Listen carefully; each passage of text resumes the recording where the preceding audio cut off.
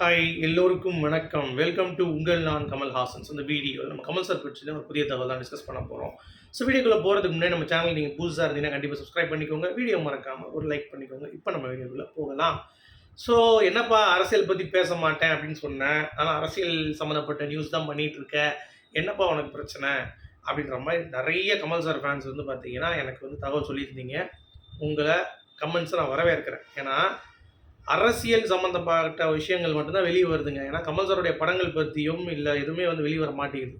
நம்ம daily content அப்படின்ற போகிறப்ப அரசியலின் தாக்கம் தான் அதிகமாக இருக்குது அப்படிங்கிறது பார்க்க முடியுது. அதனால தான் நம்மளுடைய நிலைப்பாடை அரசியலை ரொம்ப டீப்பாக போகாமல் லைட்டாக கவர் பண்ணிகிட்டு இருக்கேன் அப்படிங்கிறது தான். ஒரு சில பேருக்கு நான் டிஎம்கே சப்போர்ட் பண்ணல அப்படின்ற மாதிரி உங்களுக்கு தோணும். பட் அதுதான் நான் முதலேருந்தே இருக்கக்கூடிய ஒரு கட்சி டிஎம்கே ஏடிஎம்கே எனக்கு வரக்கூடாதுங்கிறது முதலேருந்தே எனக்கு தெரியும். அதுதான் கமல் சாருக்கு நான் ஒரு பேட்டர்னில் ஃபாலோ பண்ணேன். பட் அவர் பார்த்தீங்கன்னா இப்போ டிஎம்கே கூட்டணி கட்சி இப்போ மீட்டிங் நடந்துட்டு இருக்கு பார்த்தீங்களா, போய் உட்காந்துருக்காரு. பார்க்குறதுக்கு பாவமாக இருந்தது. அதாவது கமல் சார் கூட்டணியில் இருக்காருங்கிற பேர் ஒரு சீட்டும் இல்லை, மக்கள் நீதி மையம் கண்டெஸ்ட் பண்ணல, இந்த மாதிரி அதை விட ஒரு கேவலம் அப்படிங்கிறது நமக்கு மனசில் யோசிக்க முடியாது. அந்த இடத்துல போய் இப்படி உட்காராரு அப்படிங்கிறது தெரில. ஏன்னா முகம் மாறிடுச்சு கமல் சார். பார்த்தீங்களா எத்தனை பேருக்கு பார்க்கும்போது ரொம்ப கஷ்டமாக இருந்தது. ஒருத்தவங்களும் அதை பேசிகிட்டு இருக்காங்க. அதாவது கூட்டணி பற்றி வெளியே பார்த்தீங்கன்னா நிறைய விஷயங்கள் பேசப்படுது. அதாவது திருப்தி இல்லை அப்படின்ற மாதிரி. அது உண்மைதான். பட் இருந்தாலும் கூட்டணி பாசிசம் பாஜக உள்ளே வரக்கூடாது அப்படின்ற மாதிரி உள்ளே இறங்கி போகிறாங்க அப்படிங்கிறது பார்க்க முடியுது.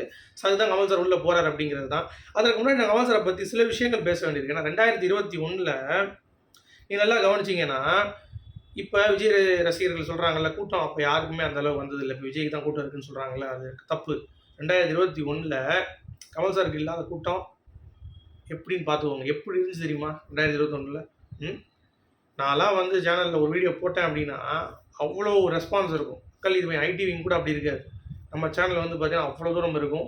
அவ்வளோ சப்போர்ட் பண்ணாங்க. மக்கள் பார்த்தீங்கன்னா கமல் சாரை வரவேற்றாங்க. இது கட்சியில் பார்த்தீங்கன்னா அவ்வளோ பேர் படித்தவங்க.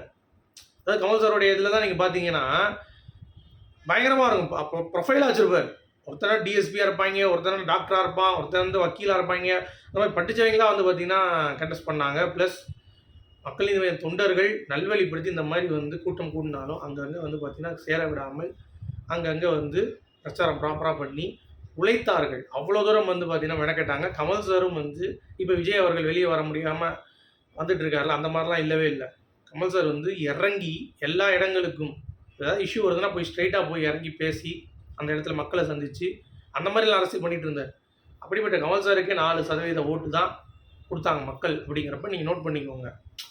மாற்று சக்தி நாங்கள் ஒழிக்க போகிறோம் அப்படின்னு சொல்லிட்டு இருக்கிற மக்களுடைய நிலைமை ரொம்ப கம்மி தான். நம்ப மாட்டாங்க.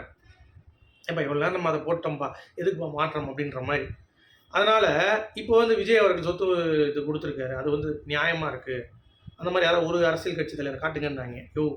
கமலஹாசன் இருக்காரியா, அவர் தான் ஃபஸ்ட்டு காரே இல்லாமல் ஸ்டாலின்லாம் போட்டுருந்தா தெரியுமா, கார் இல்லை அப்படின்னு சொல்லிட்டு. விஜய் அவர்கள் இப்போ சப்மிட் பண்ணியிருக்காருல, அது மாதிரி 2021 கமல் சார் அவருடைய சொத்து மதிப்பு என்ன அப்படிங்கிறத டிரான்ஸ்பரண்ட்டாக பதிவு பண்ணார். அந்த மாதிரி யாராவது பண்ணாங்களா? நீங்கள் யோசிச்சு பார்த்தீங்கன்னா கமல் சாருடைய இந்த 2021 நான் எடுத்து காமிச்சேன்னா நிறைய பேருக்கு இப்போ இருக்கிறவங்களுக்கு புரியாத புதிராக இருக்கும். என்னடா இவ்வளோ நடந்திருக்கா, இவ்வளோ விஷயம் பண்ணியிருக்காரா அப்படின்ற மாதிரி. நிறைய போராட்டங்களில் பங்கெடுத்துருந்தாருங்க. இறங்கி போய் மக்களை சந்திச்சாருங்க. எல்லா இடங்களிலும் உட்காரல. கட்சி ஆரம்பிச்சுட்டு வீட்டில் ப்ரெஸ் மீட்டு கொடுத்துட்டே இருக்காருங்க. டிஎம்கே ஏடிஎம்கே அவ்வளோ தூரம் எதிர்த்தாரு. மக்கள் அவருடைய அருமை புரியலை. அதனால் பார்த்தீங்கன்னா விட்டுட்டீங்க. சரி விட்டாச்சு. இப்போ டிஎம்கே போயிட்டாரு அப்படின்னு சொல்கிறீங்க. அவருக்கு என்ன சூழ்நிலை அப்படிங்கிறது தெரியாது நமக்கு. அது தெரியாமல் நம்ம பேசக்கூடாது. ஓகே, அது போக புரியும் அப்படின்ற மாதிரி நான் உங்களுக்கு ஒரு சொல்கிறேன். ஆனால் அந்த திருச்சி சூர்யான்னு ஒருத்தங்க உட்காந்து சொல்லிட்டு இருக்கேன். 500 கோடி ரூபா வாங்கிட்டாராம் ரெட் ஜெயின்ட். அதனால் மக்கள் நீதி மையத்துக்கு எதுக்கு, எனக்கு கொடுத்துருங்க வருஷம் அப்படின்னு சொல்லிட்டு நான் படம் பண்ணி அப்படி இப்படின்னு. ஏன்னா இப்போ ஆர்கேஎஃப்ஐ ரெட் ஜெயின்ட் எல்லாமே இப்போ ஒரே இதுதான் அப்படின்ற மாதிரி எண்ணற்ற ஒரு குற்றச்சாட்டுகள். எப்படின்னா அடிப்படை ஆதாரமற்ற குற்றச்சாட்டுகள் பண்ணிட்டு இருக்கார் திருச்சி சூர்யா. எதுக்கு இது பண்ணுற நீ? உனக்கு திராணி இருந்தால் நீ தனியாக பேசிக்கோ. கமலஹாசன் அவர்கள் இன்கம் டேக்ஸ் ப்ராப்பராக கட்டுற ஒரு நடிகர் அப்படிங்கிறது இதுவரைக்கும் எந்த இதுலேயும் சிக்காத ஒரு நடிகருங்கிறது உனக்கு தெரியுமா தெரியாதா? அப்படிப்பட்ட ஒரு நடிகரை லஞ்சத்துக்காக போனார் அப்படின்னு சொன்னீங்கன்னா நான் நம்பவே மாட்டேங்க. நான் மட்டும் இல்லை, எந்த ஒரு கமல் ரசிகனும் நம்பவே மாட்டேன். ஏன்னா காசை கொடுத்து விலை கொடுத்து வாங்க முடியும் கமல் சார முடியாது. அதை புரிந்துகொள். நிறைய பேர் திருச்சி சூர்யாவை போட்டு அடிச்சிட்டு இருக்காங்க. யார் அவன் மனுஷனடா அவன் அப்படின்ற மாதிரி. இன்னொரு விஸ்வரூபத்திலே சொன்னாங்க, அந்த சேட்டலைட்டுக்கு 12 கோடிக்கு 6 வந்து பார்த்தீங்கன்னா பிளாக்கு, 6 வந்து ஒயிட்டு. 6 பிளாக் ஒயிட் கொடுத்தா நான் வாங்க மாட்டேன்னு சொல்லி சண்டை போட்டு கேஸ் போட்டார்றா கமல் சார். நடிச்சிருந்தா வாங்கியிருக்க முடியாதா? நம்மளாம் வாங்க மாட்டோமா? ஏன் அவர் வாங்கலை? யோசிச்சு பாருங்க. அவருடைய புரிதல்ங்கிறது வேறங்க. இங்கே எம்எல்ஏ ஆனோன்னா லஞ்சம் இருக்குது, லஞ்சம் வாங்குவாங்க, அதனால் எம்எல்ஏ கூட வேண்டாம், வேறு மாதிரி பண்ணலாம். இப்போ எம்பி ஆன பிறகு கூட கிட்டத்தட்ட 45 லட்ச ரூபா கிட்ட வெளியே செலவு பண்ணியிருக்காரு. எதுக்கு செலவு பண்ணணும்? மக்களுக்கு செலவு பண்ணியிருக்காருங்க. உங்களுக்கு தெரியுமா? விருதுநகரில் ஒரு கட்டிடம் ஒரு அடிக்கல் நாட்டியிருக்காங்க. இப்போது 35 லட்ச ரூபா அதை கொடுத்துருக்காரு. அது மட்டும் இல்லாமல் படிப்பு செலவுக்கு ஒரு 6 7 லட்சமோ வந்து தனியாக கொடுத்துருக்காரு. இதெல்லாம் யாருங்க பண்ணுவா? யார் பண்ணுவா சொல்லுங்கள்? அப்படிப்பட்ட ஒரு நன்மதிக்கத்தக்க ஒரு நபரை திமுக கூட்டணி, திருட்டு திமுக கூட்டணி என்ன பண்ணியிருக்கணும்? தேமுதிகவுக்கு 10 தூக்கி கொடுத்தீங்களே, அட்லீஸ்ட் ஒரு 5 நீங்கள் நில்லுங்க மக்கள் நீதி மையத்தில். உங்களுடைய பவர் இருக்குது, ப்ரூவ் பண்ண வேண்டிய ஒரு விஷயம் இருக்குல்ல. டிஎம்கேக்கு அந்த ஒரு தப்பு பண்ணிட்டாங்கல்ல, அது எவ்வளோ பெரிய குடும்பம் தெரியுமா? இன்றைக்கி ஜூனியர் விகடனில் எழுதியிருந்தான், கூட்டணி இதில் வந்து பேசியிருந்தாங்க. மக்கள் நீதி மையம் வந்து அவ்வளோ தூரம் வந்து பார்த்தீங்கன்னா பெர்ஃபார்ம் பண்ணியிருக்காங்க. 5% ஓட்டு இருக்குது அவங்களுக்கு. அவங்கள நீங்கள் துச்சமாக கூட மதிக்கலை அப்படிங்கிறப்ப எப்பறம் அவங்களுக்கு ஓட்டு போடுவாங்க? அதை நீங்கள் சிந்திச்சிங்களா? அப்படின்ற மாதிரி பெரிய பத்திரிகையெல்லாம் எழுதியிருக்காங்க. அப்படின்னா அப்போ நீங்கள் யோசிச்சு பாருங்களேன், கமல் சாரோடைய மதிப்பு எங்கேருந்து எங்கே வரைக்கும் கீழே இறக்கிருக்காங்க அப்படின்னு சொல்லிட்டு. திமுக ஆட்சியை தொடரணுமா? நீங்கள் சொல்லுங்கள். கமல் சார் போய் உட்காரலாங்க, பாஜக வரக்கூடாதுன்னு சொல்லிட்டு அவர் உட்காராரு, அவர் ஓகே. பட் நம்ம உட்கார முடியுமா சொல்லுங்கள்? எவ்வளோ கேவலம் அது. மானம் உள்ள சோத்துல உப்பு போட்டு திங்கிற ஒரு தமிழன் வந்து பார்த்தீங்கன்னா திமுக ஓட்டு போடுவானா? ஓட்டே போட மாட்டான். அப்படிங்கிறது தான் பாயிண்ட். கமல் சார் போனாலும் அவர் ஆதரவு கொடுக்குதுன்னு சொன்னார்னா பாருங்கள், பிரச்சாரத்தோடு போக மாட்டார் பாருங்கள். கமல் சார் அந்த முடிவு எடுத்திருக்காரு அப்படிங்கிறது பார்க்க முடியுது. இப்போ கூட அந்த கூட்டணி கட்சியில் உட்காந்து முகம் வாடி இருக்குது, பார்க்கும் போதே ரொம்ப கஷ்டமாக இருந்தது அப்படிங்கிறது தான்.